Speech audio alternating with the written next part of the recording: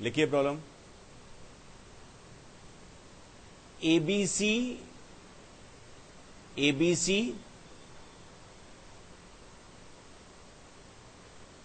is an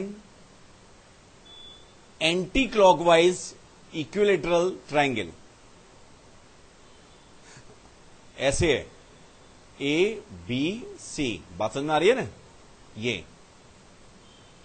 ऐसा नहीं है कि सी इधर आ जाए, बात समझ में आ गई?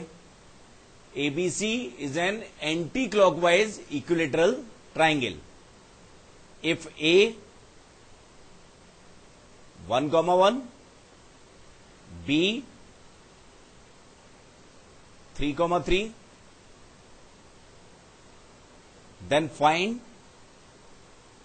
possible coordinates of C. Then find possible coordinates of C. ठीक है, इस प्रॉब्लम को मैं ही डिस्कस करना चाहता हूं, आप ध्यान से देखिए, समझिए, ठीक है ना? तो पहले मैं पैरामेट्रिक से ही जा रहा हूं और विजुलाइज करके जा रहा हूं कि आंख बंद करके पैरामेट्रिक को अप्लाई नहीं करना चाहता, देख के अप्लाई करना चाहता हूं। ध्यान से देखना। तो मेरे पास गिवन क्या है? 1,1 कहां पर है? 1,1 लोकेट करें, कर सकते हैं ना? एक कोई 1,1 है, लेट यहां पे बना दिया, और दूसरा क्या है? 3,3 है भाई, एक ये बना दिया। इक्विलेटरल ट्राइंगल बनाना है, ये ए बी साइड है मेरे पास, जो ये लेंथ होगी वही क्या आएगी? ऊपर आएगी,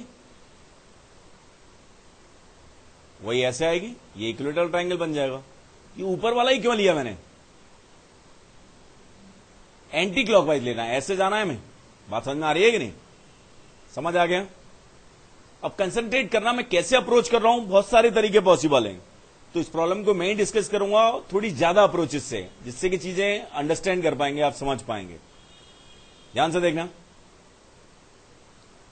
कि अच्छा मुझे ये बताओ कि इक्विलेटरल ट्राइंगल में क्या होता है कि अगर हम वर्टेक्स से परपेंडिकुलर ड्रॉ करें तो वो क्या होता है? परपेंडिकुलर का क्या करता है? वो अपोजिट वर्टेक्स, अपोजिट साइड को कहां जाके मिलता है? मिड पॉइंट पे, ठीक है कि नहीं? और साथ में वो क्या होता है? अब परपेंडिकुलर तो है ही है, होता क्या है? अगर हम परपेंडिकुलर वर्टेक्स से किसी अपोजिट साइड पर ड्रॉ करें तो क्या होगा? वो उसे बाइसेक्ट करेगा। इस फंडे का यूज करना चाह रहा हूं मैं, ध्यान से देखना, क्योंकि वही मुझे आसान लग रहा है। तरीके और भी हो सकते हैं, कंसंट्रेट करना। ए बी का स्लोप मेरे पास कितना है? स्लोप ऑफ ए बी कितना है? 1, ठीक है ना?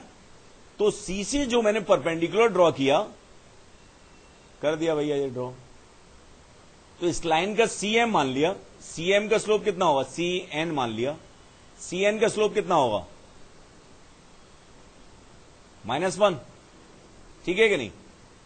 नोट भी करते जाओ, सही है ना? अगर इसका ए बी का स्लोप 1 है तो सी एन का स्लोप कितना आ गया? -1 आया कि नहीं?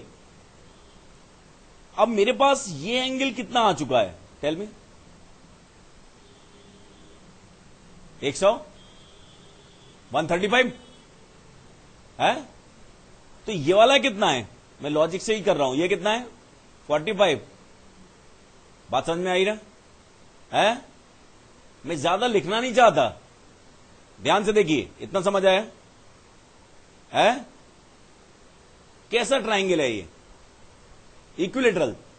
तो A B equal to C A equal to कितना होगा? जल्दी से बता दो मेरे को। √3 - 1 का स्क्वायर मीन्स 4, 3 - 1 का स्क्वायर मीन्स 4, तो ये कितना आ गया? 2√2। समझ आया? है? मैं ऐसे बताना चाह रहा हूं सॉल्यूशन जिससे विजुलाइज भी हो आपको। ये बात समझ में आई? इतना समझ आया कि नहीं? अब मुझे जल्दी से बताइए कि सी एन लेंथ कितनी होगी? ये 60 है, ये 60 है, तो सी एन लेंथ कितनी आएगी? मतलब सी एन मेरे पास आएगा sin 60 कितना होगा? CN/AC। तो CN कितना आ जाएगा? AC sin 60, ये आएगा कि नहीं? AC sin 60, AC कितना है? 2√2, sin 60 कितना होता है? √3/2, तो ये कितना आ गया भाई? √6। बड़ा अच्छा आ गया ये, तो समझ आया कि नहीं है? इतनी बात समझ में आई? बात समझ में आ गई ना? समझ आया कि नहीं है? अब कंसंट्रेट करो कि ये मेरे पास पॉइंट आ चुका है, नहीं आया। ये क्या है? ये CN लेंथ आ चुकी है। अब मेरे पास टारगेट क्या है? C के कोऑर्डिनेट निकालना। ध्यान से देखना, N के कोऑर्डिनेट मुझे दिखाई दे रहे हैं, क्या आपको भी दिखाई दे रहे हैं? यस। AB का मिड पॉइंट क्या है? N है। तो N के कोऑर्डिनेट्स कितने हैं? 1 + 3/2 एंड 1 + 3/2, इट मीन्स 2, ठीक है? समझ आया? अब मुझे बहुत ध्यान से बताइए, प्रॉब्लम किसमें कन्वर्ट हो गई? Problem is now very simple problem. CN मुझे मालूम है और N के कोऑर्डिनेट मालूम है, साथ में ये वाला एंगल भी मालूम है। ये कितना है? π/4। बात समझ में आ गई ना? इतना समझ आया कि नहीं? इतना नोट कर लिया है? अब मैं इसमें ज्यादा कुछ टिपिकल नहीं करना चाहता, क्योंकि मेरे पास जगह है और मैं आगे भी बनाना चाहता हूं। ध्यान से देखिए, प्रॉब्लम किसमें कन्वर्ट हो चुकी है? एक बहुत ही आसान सी प्रॉब्लम में कन्वर्ट हो चुकी है, जिसे आप चलते फिरते, उठते बैठते, सोते जागते कभी भी सॉल्व कर सकते हैं। बात समझ में आ गई ना? ध्यान से देखिए, ये N है। N के कोऑर्डिनेट कितने हैं? 2, ये C है भाई। CN लेंथ कितनी है? कितनी थी? √6 थी। √6। ये वाला एंगल कितना है? π/4। मैंने आपको क्या बताया है? जब आप विजुलाइज करके लॉजिक से कर रहे होंगे प्रॉब्लम, तो साइन वाइन का ध्यान नहीं देना, लॉजिक से ही जा रहे हैं। तो C का एक्स कोऑर्डिनेट N के एक्स कोऑर्डिनेट से ज्यादा होगा या कम होगा? मुझे बताइए। कम होगा। कितना कम होगा? ये π/4 है, तो ये भी π/4 होगा, है? कितना कम होगा? ये लेंथ कम हो जाएगी। ये लेंथ कितनी होगी? √6 cos π/4।